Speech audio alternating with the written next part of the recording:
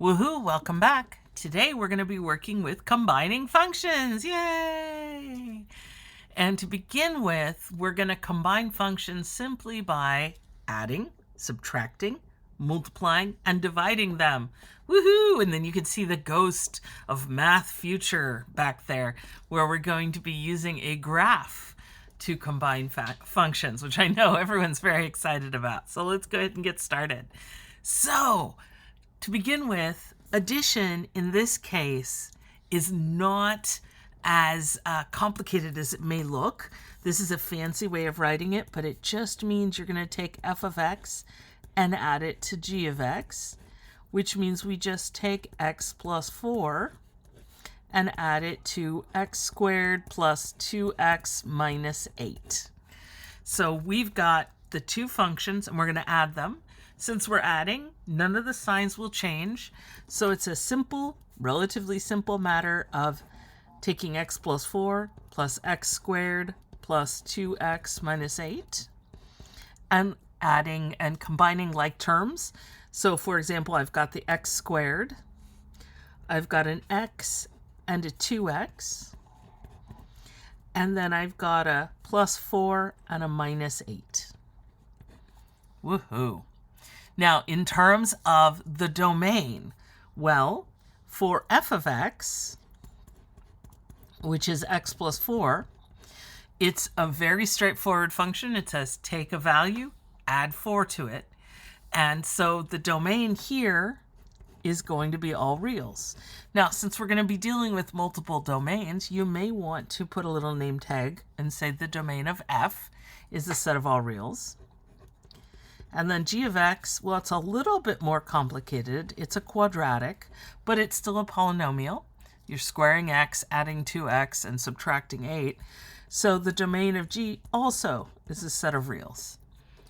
And basically, when you combine functions, all you do is you look at the domains of each of the original functions, take those into consideration, and then take a good look at the new function, make sure no new stuff has popped up, because every now and again you get something new and wacky. And in this case, nothing new and wacky. It's still a polynomial. So the domain of the sum is going to be the set of all real numbers. Woohoo! Yay! Okay, shall we move on? Subtraction. Subtraction is going to work basically the same way with one slight little wrinkle, and that is that f minus g of x means we're going to be subtracting something, which means we do have to be careful about our signs. So I'm going to get x plus 4, then minus x squared, minus 2x, plus 8. And then I can combine like terms. So let's see, I get the opposite of x squared right there. I've got an x minus 2x, so that's minus x. And then I've got a plus 4 and a plus 8 plus 12. So I think I get the opposite of x squared minus x plus 12. And I realize I didn't put a very satisfying box around each of these, which I could. Okay, again, with subtraction, not a lot of interesting stuff is going to sneak in terms of the domain. So when we look at the domain of f minus g, generally it's going to be the overlap of the two original domains. This is still a set of real numbers. We can see that there. Nothing really, domainly weird is happening here. So the domain is pretty much what it was before. Okay, dun dun dun. So things get a little bit more exciting here. This is f times g. So what we're going to do is we're going to take f of x and multiply it times g of x. Now this is not difficult, but I would understand it if this is not your favorite thing to do, because we are going to be multiplying a binomial times a trinomial. So we're going to have to use one of the methods. You could be using the lattice method. You could be using a couple of the other methods that I don't know the names of, or you could be using the method we used in class, which is what I'm going to use here. And this is just the one where we split up the first polynomial and multiply times the entire second polynomial.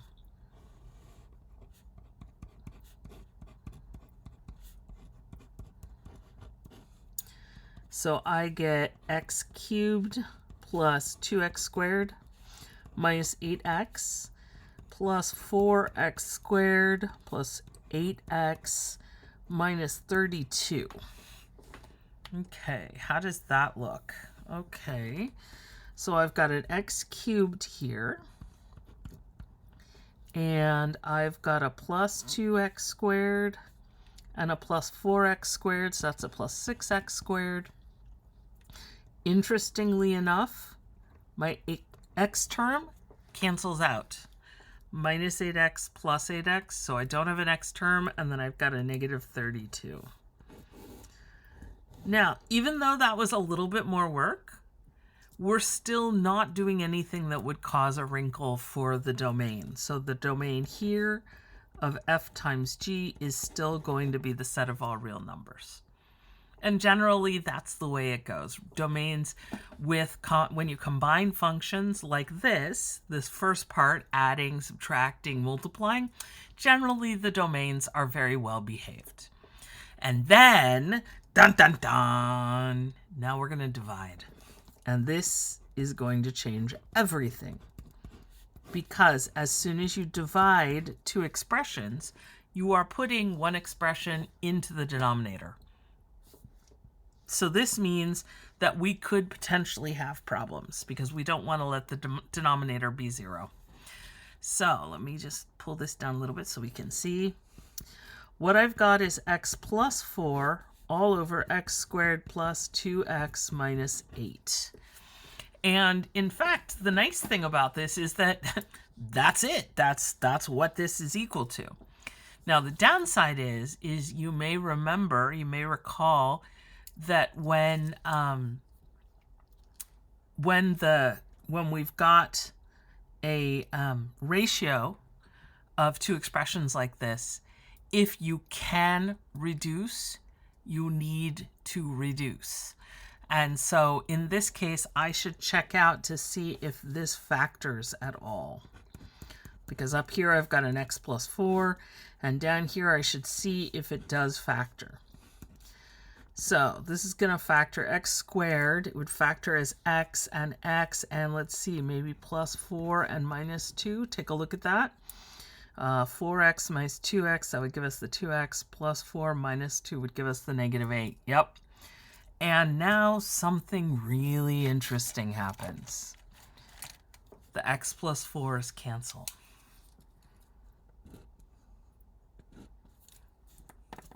And so our final expression is 1 over x minus 2. Woohoo! Seems really nice, seems convenient. And now I'm going to say something that may just blow your minds. The domain of f over g is all x such that x is not equal to 2, right? Because that would make this. But also not equal to negative 4. And this may or may not, for some of you, you're going to look at that and go, oh, okay, yeah, it totally makes sense. Some people are going to look at this and go, I don't see why negative 4 is a problem because this is the answer. And the answer is when we're looking at f divided by g. This is what f divided by g ends up being. But the process of f divided by g is this whole thing. And if there's a problem anywhere along here, then we've got a problem. So the really weird thing about this, and the weird thing to get used to about math, is that we actually remember that we canceled this. And we said, well, for these two things to cancel, they can't be 0. You can't cancel a 0. And so for this one, what we're going to do is we're going to say this better not be 0. So when is x plus 4 equal to 0? That's when x equals negative 4. So that's why we include it. Oops, sorry, you can't see the whole swoop-de-doop, that beautiful little curve right there. That's why we include it there, because if it's equal to 0, then the whole thing falls apart. So even though we've got a final function, which does not, like, you'd look at this domain and go, where did the -4? What is even going on there? Because you see the 2, and you know that that comes from the x minus 2 that we can still see there. But this is like the ghost of what happened in the past, and we keep track of that. And so this domain is really important. And this is the moment to pause the video and go ask me, or come ask me in the future me, or talk to the tutors, or talk, look online, talk to your family, talk to everyone you know. You should just be talking about math all the time, right? That goes without saying. But make sure you come to an understanding of why we're going to do that. Because as a mathematician, I'm going to say this is incredibly important.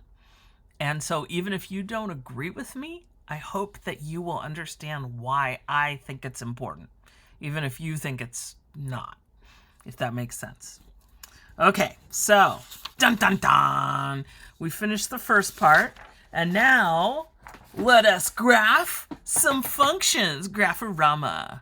Okay, so what are we going to do right now? Well, this is called graphical addition. I don't know that I've ever thought it was as exciting or as thrilling or as anything as books have always thought it was. So this is one where I just say, okay, let's do it. So what I would ask here is if this is something that you're like, oh my gosh, this is amazing, it's so meaningful and deep, please share with me, because I've always thought that this was like, oh, okay, we're going to do this now. But it is an important skill. Even if I don't get into why it's the most amazing thing ever, we can still talk about how to do it. Make sure you know how. So we've got the function f and the function g over a defined domain and range. Now, one interesting thing that's happening: there's no scale. So all we can do is use the scale that's here without numbers. So for example, is this 1 or is this 10 or 100? We don't know. So what I'm going to do is I'm going to translate, and I'm going to say this will have the same scale in the x direction and the y direction that this does. And all we can do is look at the boxes. So we're just going to count boxes. We're going to count these units not knowing what they represent. And that's okay. Sometimes that happens. And basically, I'm going to look at specific points. And if it helps, use a ruler. If it helps you to really focus in on what's going on. Oh my goodness, look at that. Don't use this ruler. It is covered in ink. I'm having trouble with ink explosions. So use a ruler if you have one that's not covered in ink. And let's go ahead and get started. Now, I'm going to put the y-axis in exactly the same spot so we can kind of line it up this way. Keep in mind that a lot of times when you're adding two functions, it'll get really tall. And so what I'm going to do is I'm just going to draw my x-axis way down here. So I've got lots of space for adding. Obviously, if I were subtracting, it would be a little bit different. So let's look. When x equals 0, right here on the y-axis, the blue is at 1 box and the red is at 2 boxes. So for my addition, I want to go 1 plus 2 up to 3. So let's see. Let's see if I can do this in a way that will make sense. The blue was 1 box. And the red was 2 boxes. So altogether, we've got to 3. Does that make sense? You know what? Just for the heck of it, I'm going to assign some units because I realize this is just going to be too hard.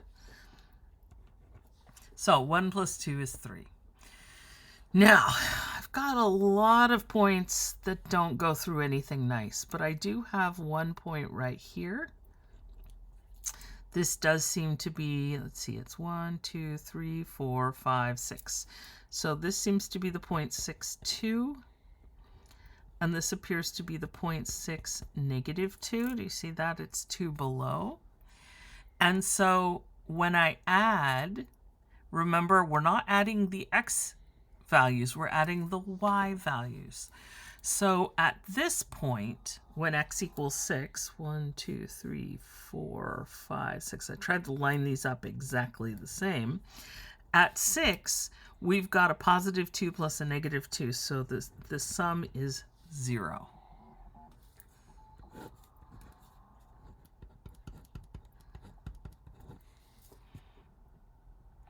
So I've got a beginning point and an ending point. And so now the trick is to draw as many points as possible in between to kind of get an idea. And what I'm going to look at is I'm going to look at points where the graph seems to go through an intersection, because that's going to be a lot easier. So this looks like the 0.20. This looks like the 0.4, -1. Oops, sorry about that.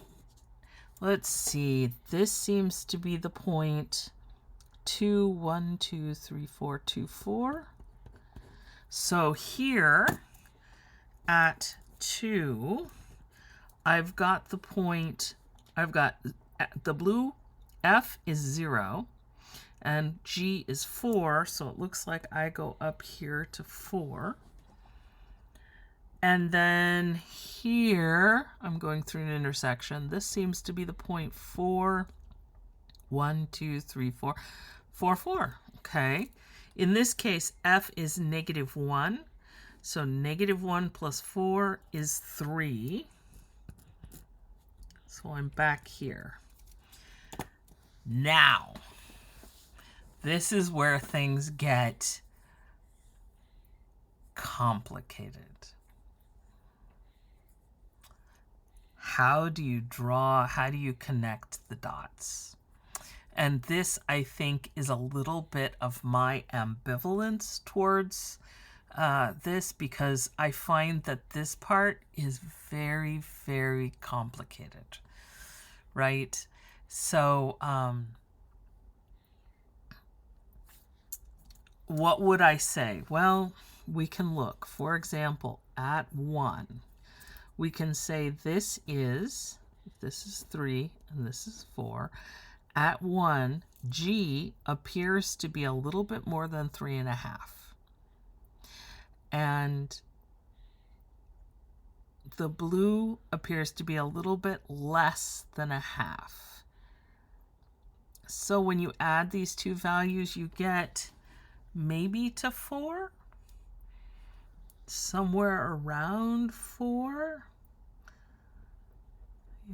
So maybe this is a guess. I don't feel comfortable with this point, but it's a guess.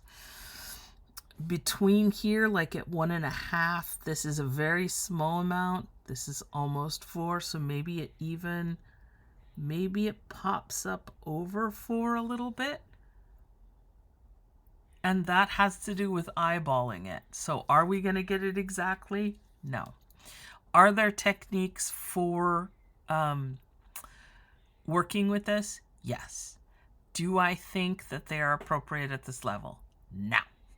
I think that once you get to calculus, you're going to look back and you're going, oh, there's stuff here that we could talk about. But right now, I think it's still a little wobbly. So to be honest, if you can get the major points, these ones, and then we could discuss, does it make sense that this would look like, for example, should we just connect the dots like that? We could. Could someone have a slightly different graph because they eyeballed it differently? Absolutely. Is there a way for humans to read a somewhat fuzzy graph and get an exact graph?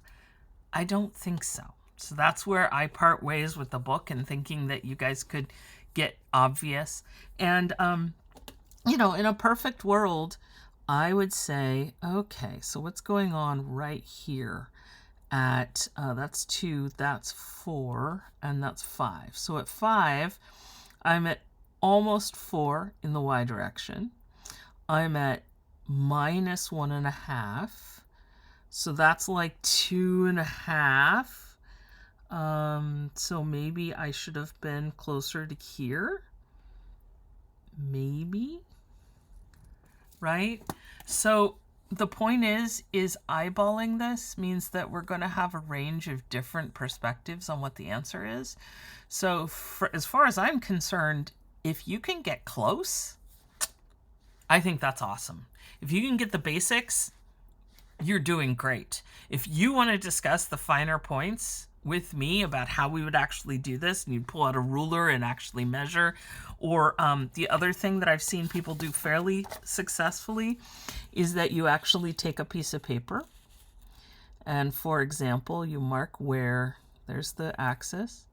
That's where the point is. And then you come down here and you say, and since this is negative, I'm going to subtract that much. So for right here, I would, oh, we got really close. I'm very impressed. We would use this as the height. You could totally do it that way. This is a great way to do it. Do I think this is worth your time, given that you're going to be working with these online? No. But if you really want to geek out, geek out. If you want to talk to me about it and geek out, awesome. I will geek out with you. If you are like, I don't really feel like geeking out here, I'm like, great. Can you get the major points? Can you get that bone, the bones of it? And then we could discuss about whether things are a little bit higher or a little bit lower. Absolutely. So, my goodness, this was a long video. So, go take a break. When we come back, we're going to be working with composition of functions, which is a little bit different than combining functions. We're actually going to put one function inside another, which is very exciting. So definitely get a break, eat some good snacks, get out, get some exercise, look at something green, just be amazed with how incredibly smart you are, because you are, and know that I really appreciate it. And, math on.